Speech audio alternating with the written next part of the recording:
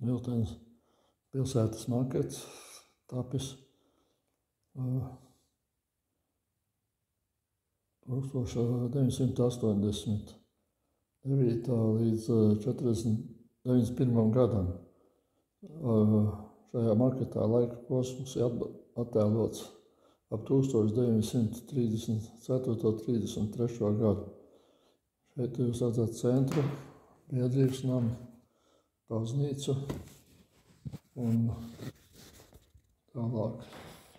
Šeit tā ir pagasta māja, šeit ir pilsētas valde un šeit ir vecā pievienotava, kas ir pagājušā gadsimta sākumā būvēta.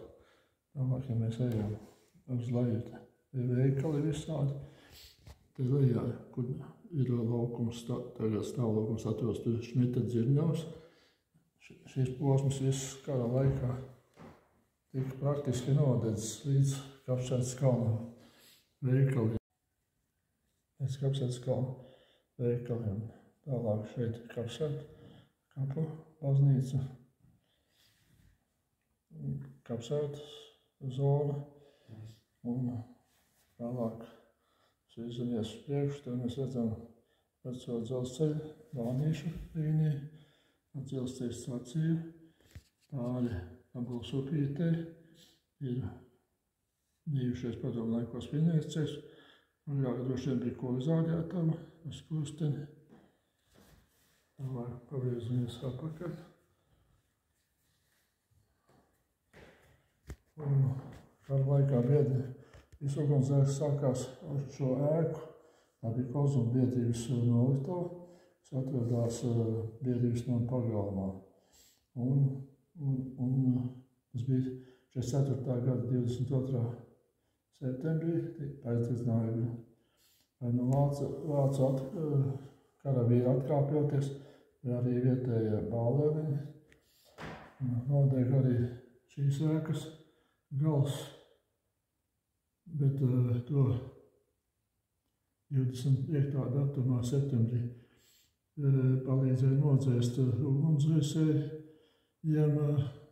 Krievu armija iedeva ūdens sūkņiem sveces un degvielu, lai var nodzēst. Bet paspēja jau nodegt biedrības nams, arī visu, teiksim, pilsētas valde, vēlāk sporta skola, tur arī pagasta valde un arī šīs mājas, kas te blakus pagasta valde. Prikaša veikals, tā sarkanā ēka.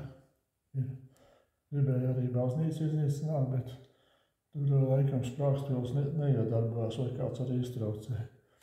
Protams, arī šeit uz leju šī māja nodega. Šī jau meitiņu skola agrāk, bet viņa bija arī padomu laikos, tā jau saglabājusies. Tālāk šeit ir muzikas skola, tur bija decis arī.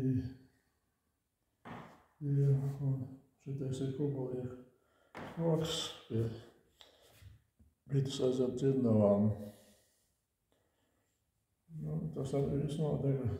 Pārsvarā tika nodedzināti visi veikali, viesnīcas un noliktavas. Tālāk mēs redzam Kalna mūžu, tagad saucamo bijušo Krista Līvena mūžu, ko iegādājās 800. gadu beigās.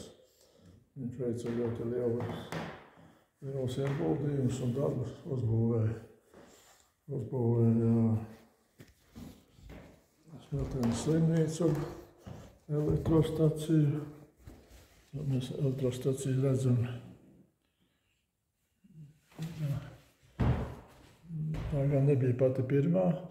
Pirmā elektrostacija bija šajā ēkā, kas vēlāk pārtapa pa pirti. Bet tā nebija diez tik efektīva. Un tad izbūvēja no te par ezera kanālu un novadīja ūdeni uz šo elektrostaciju, kas spēja apgādāt zināmas stundas dienā pilsētu, skolas un mūžu ēku un slimnīcu. Šī slimnīca to arī uzbūvēja Krista Līvena gādību. 1903. gadā. Viņš arī izdalīja zemes 800. gada beigās uz 100 gadu, kā saka, īres vai nomas maksa. Arī šī pareizticīgo baznīca tika uzbūvēta 800. gada beigās. Palīdzēja Smiltenes bagātnieki uzbūvēt, un pie Stīvens Edošiem piedalījās ar kaut kādiem līdzekļiem. Šeit ir pasts, šeit biedrības nams no otras puses. Pirmā biedrības nama ēka, sabiedrība, tā ēka, tā pat pirmā, 890. gados, 98. vai, un tālāk šo ēku uzbūvēja kaut kādā 908.